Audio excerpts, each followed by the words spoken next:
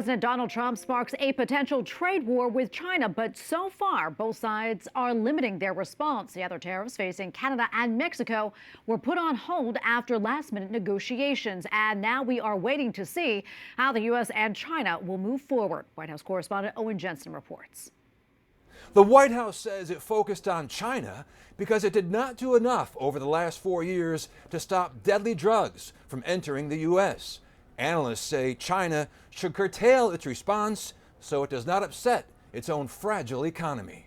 China retaliates against U.S. tariffs. The communist country plans to implement a 15% tariff on coal and liquefied natural gas and a 10% tariff on crude oil, agricultural machinery, and large engine cars. The tariffs targeting U.S. imports kick in Monday unless President Donald Trump can strike a deal. He is not going to allow China to continue to source and distribute deadly fentanyl into our country. That was the reason for this tariff. The impact on U.S. exports may be limited. The U.S. does not send much LNG to China and exported less than 110,000 vehicles to China. China has long been preparing for less exposure to the U.S. China also opened an antitrust investigation into Google. It's unclear how the probe will affect Google's operations. When we talk about tariffs, they're usually used to protect domestic industries or bring back manufacturing, in this case, back to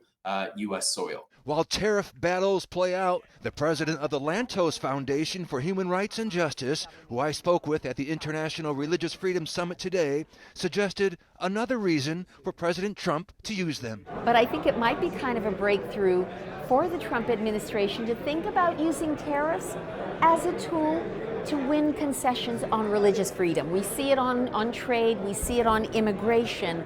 Maybe religious freedom needs to get in on that as well. But it's doubtful tariffs could be used on China to punish it over its treatment of religious communities. For a lot of reasons, China is more impervious to our efforts to pressure and to leverage power with them than many other countries.